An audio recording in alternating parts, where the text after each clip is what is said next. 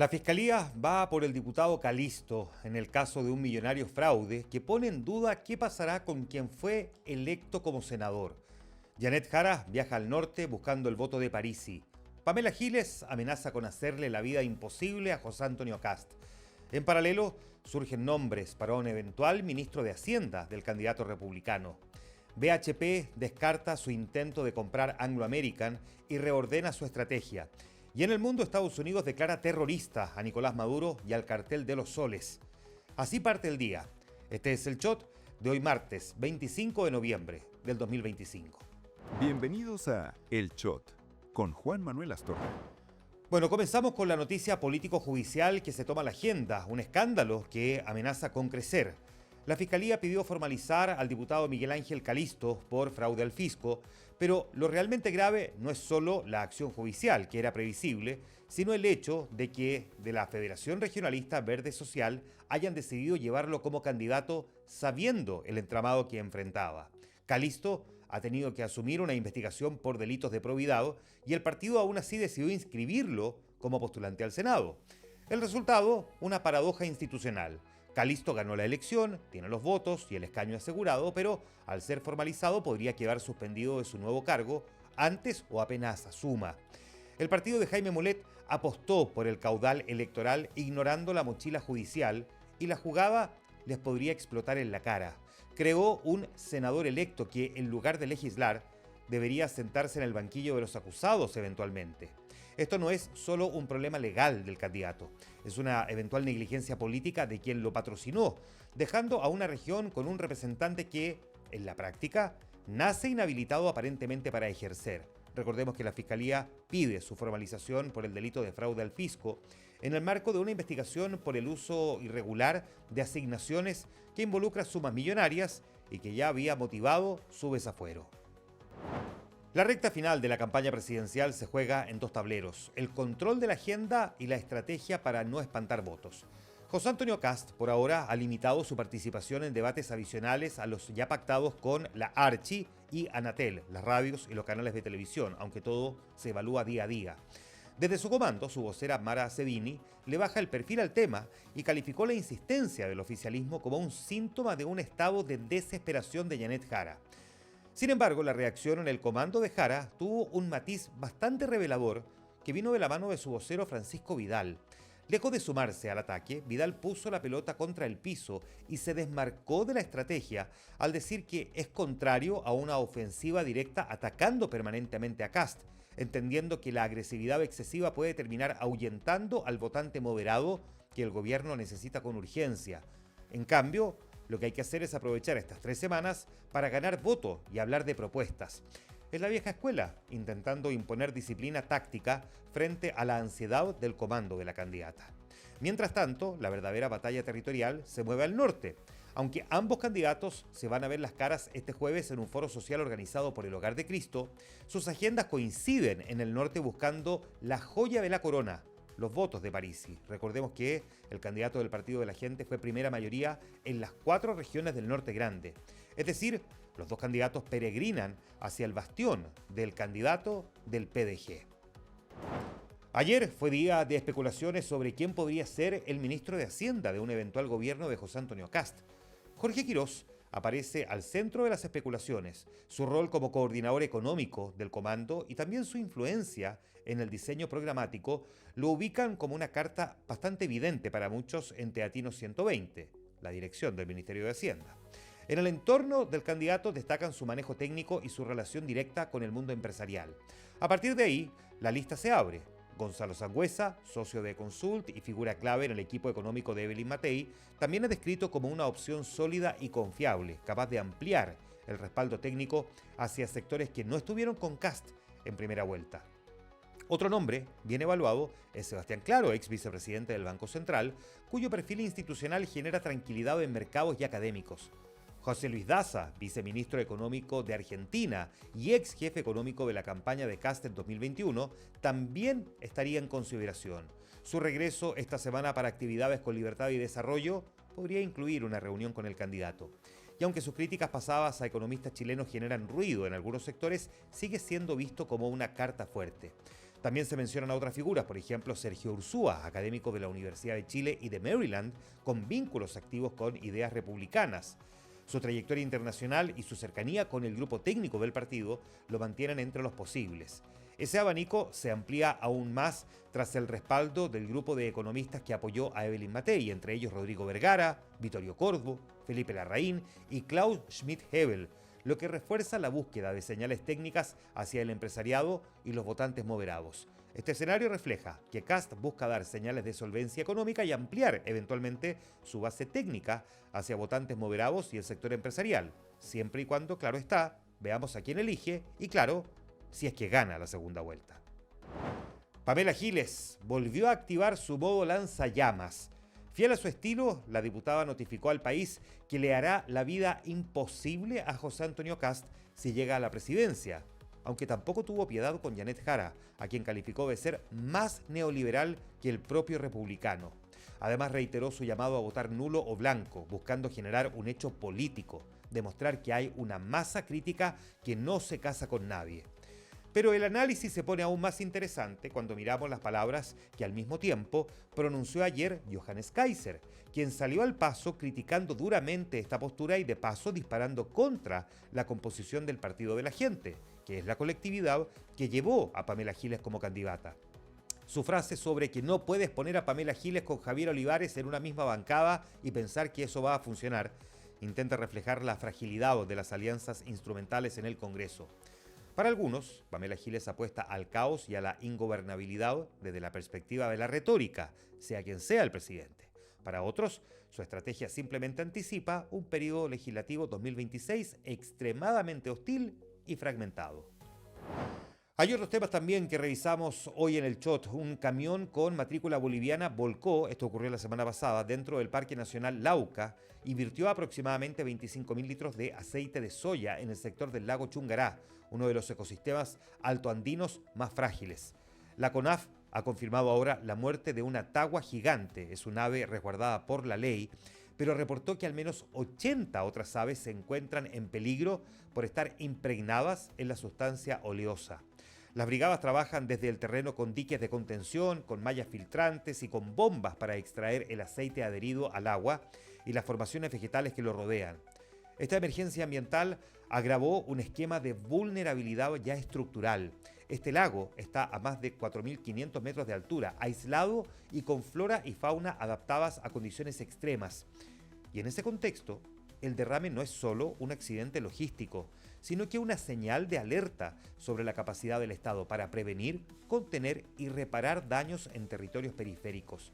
Mientras la limpieza continúa, la realidad se vuelve patente. Un error operacional detonó efectos que podrían tardar años en revertirse y que exigen respuestas institucionales claras para proteger los espacios donde la naturaleza resiste bajo presión. En economía, la minera australiana BHP informó que decidió abandonar su intento de adquirir a Anglo American luego de que la Junta de la Británica rechazara la oferta que buscaba fusionar a ambas compañías y crear uno de los mayores productores de cobre del mundo. Según divulgó Reuters, el retiro se produjo tras conversaciones preliminares que no prosperaron y la decisión marca un giro en la estrategia de expansión de BHP. El fracaso de la operación tiene varias implicancias. Primero, despeja el camino para que Anglo American avance con su fusión con la canadiense Teck Resources, lo que configuraría un gigante del cobre. Segundo, revela que BHP apuesta ahora por crecimiento interno y no por fusiones agresivas. Para Chile, país clave en la industria del cobre, por cierto, la decisión pone de relieve que nadie va a tomar por completo el liderazgo del mercado sin competencia. Con el cobre cada vez más solicitado, esta caída evidencia que las grandes compras en minería enfrentan trabas importantes. BHP optó por cambiar de estrategia simplemente. El subempleo ya supera los 2 millones de personas, según datos del Observatorio del Contexto Económico de la Universidad Diego Portales, UDP. Ese universo representa casi todo el empleo creado durante septiembre, porque el 94,7% corresponde a trabajos considerados de menor calidad que los que las personas necesitan o pueden desempeñar. Además, los sueldos promedio de quienes están en esta situación alcanzan los 352.000 pesos mensuales. Este fenómeno incluye a personas que trabajan menos horas de las deseadas o que ocupan puestos para los que están sobrecalificados. Por ejemplo, profesionales empleados en labores que exigen menor formación. ¿Qué dicen los economistas? Bueno, que este ciclo es legado de un bajo crecimiento sostenido, falta de empleos de calidad y un mercado laboral que maquilla las cifras de ocupación. Para el análisis político, el subempleo plantea dos riesgos. Primero, que una parte importante de la fuerza laboral vea erosionado su ingreso sin que ello se refleje en la tasa oficial de desempleo. Segundo, que los programas sociales y las promesas de mejora laboral queden atrapados en la diferencia entre tener un trabajo y tener un buen trabajo. Una campaña donde el empleo figura como prioridad número uno para los chilenos, este dato es una señal urgente de que la recuperación laboral aún está lejos de poder ser totalmente completa. Es, digámoslo así, muy incompleta. Internacional. En la crónica del mundo, el gobierno de los Estados Unidos declaró al Cartel de los Soles y al presidente Nicolás Maduro como responsables de actividades terroristas en plena escalada diplomática con Venezuela. Washington los acusó de operar una red de narcotráfico estatal que envía cocaína a Estados Unidos y Europa y de usar la violencia como herramienta de control regional. Según Estados Unidos, el Cartel de los Soles incluye altos mandos militares venezolanos y tiene participación en la extracción de minerales, contrabando de combustible y, por cierto, tráfico de drogas.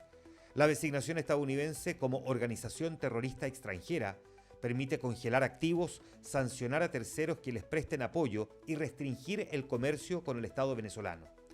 El análisis plantea que este paso profundiza la presión de Estados Unidos sobre el régimen venezolano y abre nuevas posibilidades de una acción diplomática, pero por sobre todo militar de Estados Unidos en territorio de Venezuela. Algunos expertos advierten que esta designación puede reforzar el discurso interno también de Nicolás Maduro al presentarse como víctima de la presión extranjera y al mismo tiempo tensionar la relación de Chile con Caracas por el peso regional del régimen.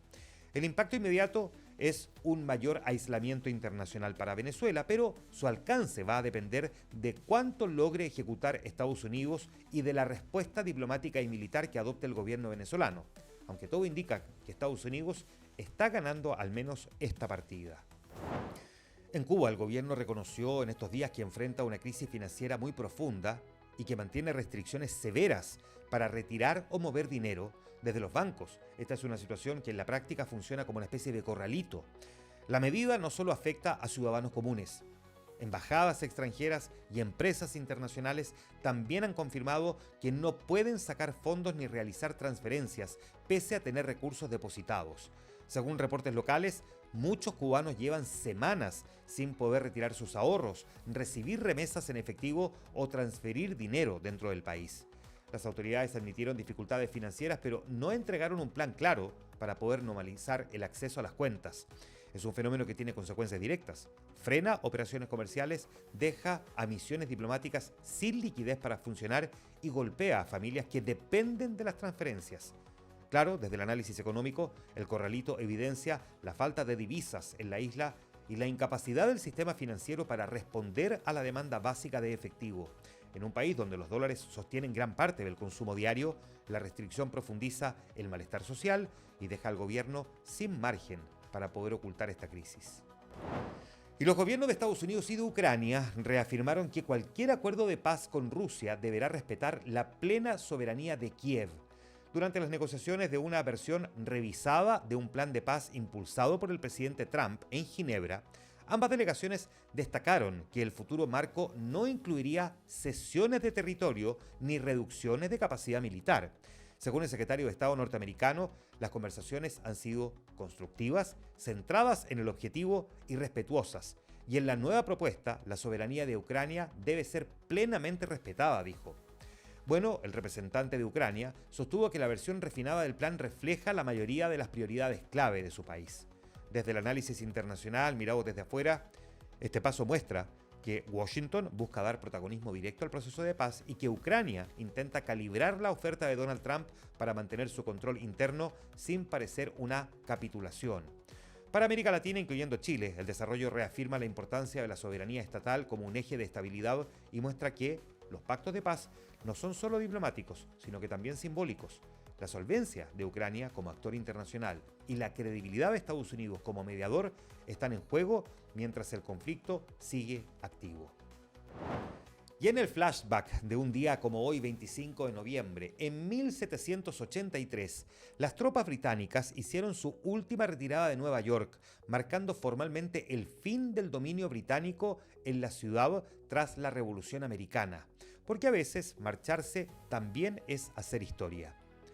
En 1956, en México, Fidel Castro y su hermano Raúl, el Che Guevara y 79 expedicionarios más zarparon desde el puerto de Tuxpan en un yate llamado Granma para iniciar la Revolución Cubana. Fidel Castro moriría también un día como hoy, pero en 2016.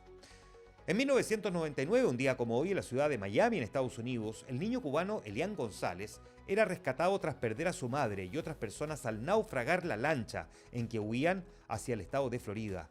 En los meses siguientes, este caso se convertiría en una verdadera crisis diplomática con Cuba. Y un día como hoy, en 2020, murió Diego Armando Maradona, uno de los futbolistas más grandes de todos los tiempos. Moriría a consecuencia de un paro cardíaco después de recibir alta médica tras una intervención por un coágulo en el cerebro, aunque claro, las especulaciones sobre las drogas dadas por sus médicos generaron también gran controversia. Hay que estar atentos con varias cosas. Desde las 10 de la mañana la Sala del Senado vota la acusación constitucional en contra del exministro de Energía Diego Pardou. Hoy, el ministro de Transportes y la directora del Instituto de Salud Pública presentan el nuevo sello de advertencia en medicamentos respecto del riesgo para la conducción de vehículos. Hoy la Comisión de Agricultura de la Cámara va a abordar la tragedia en Torres del Paine. Están invitados, entre otros, el director ejecutivo de la CONAF. Y hoy también representantes de la Teletón y el Banco de Chile van a realizar el lanzamiento y van a entregar detalles de las principales novedades de la campaña de recaudación de este año en una actividad en el Paseo Ahumada que va a contar con la presencia de varias figuras importantes. Recordemos que desde el mediodía están disponibles las entradas gratuitas para asistir tanto al Teatro Teletón como al Estadio Nacional este fin de semana. Este fue el Shot de hoy martes 25 de noviembre del 2025. La necesaria dosis diaria de actualidad. Hasta mañana. El Shot con Juan Manuel Astorga.